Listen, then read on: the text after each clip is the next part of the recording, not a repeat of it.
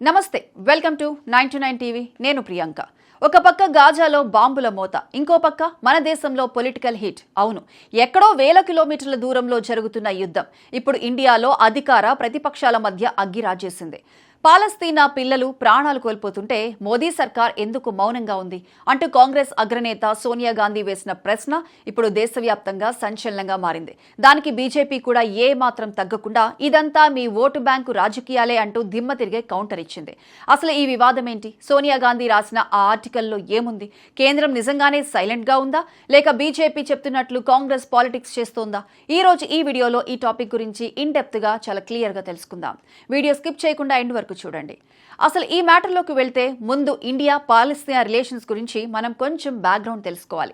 దశాబ్దాలుగా పాలస్తీనా హక్కుల విషయంలో ఇండియా ఎప్పుడూ ఒకటే స్టాండ్ తీసుకుంటూ వచ్చింది. పాలస్తీనాకి స్వతంత్ర దేశంగా గుర్తింపు దక్కాలి, అలాగే ఇజ్రాయెల్తో శాంతియుతంగా కలిసి ఉండాలి అన్నదే మన పాత పాలసీ.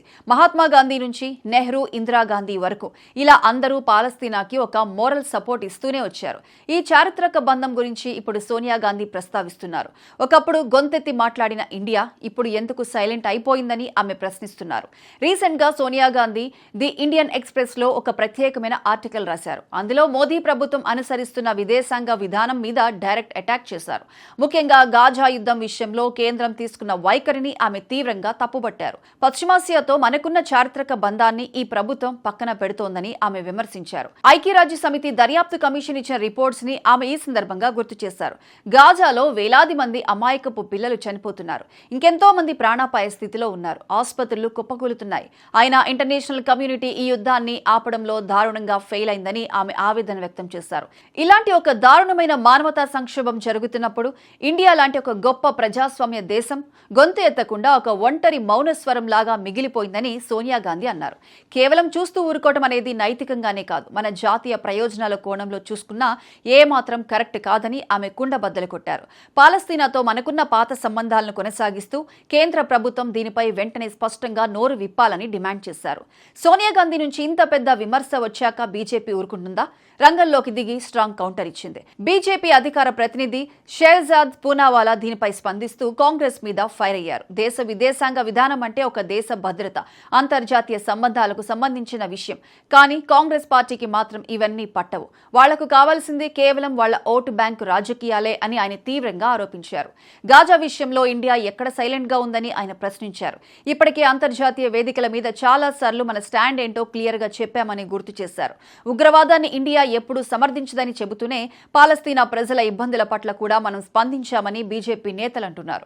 ముఖ్యంగా ఐరాసాలో కాల్పుల విరమణ తీర్మానాలు వచ్చినప్పుడు మానవతా దృక్పథంతో దానికి సపోర్ట్ గా ఇండియా ఓటు వేసిందని గుర్తు చేశారు.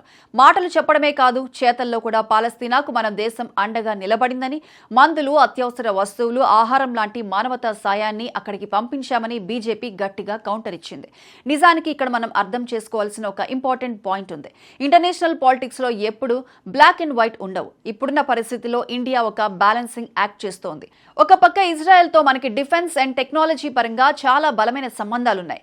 అలాగని పాలస్తీనాని గాని అరబ్ దేశాలను గాని మనం దూరం చేసుకోలేం. అందుకే ఒకవైపు ఉగ్రవాదాన్ని ఖండిస్తూనే మరోవైపు అమాయకుల ప్రాణాలు పోకూడదు అంటూ ఇండియా జాగ్రత్తగా అడుగులు వేస్తోంది. కానీ ప్రతిపక్షాలు మాత్రం ఒక ఖచ్చితమైన స్టాండ్ తీసుకోవాలని, గాజాలో జరుగుతున్న దాడులను గట్టిగా ఖండించాలని డిమాండ్ చేస్తున్నాయి.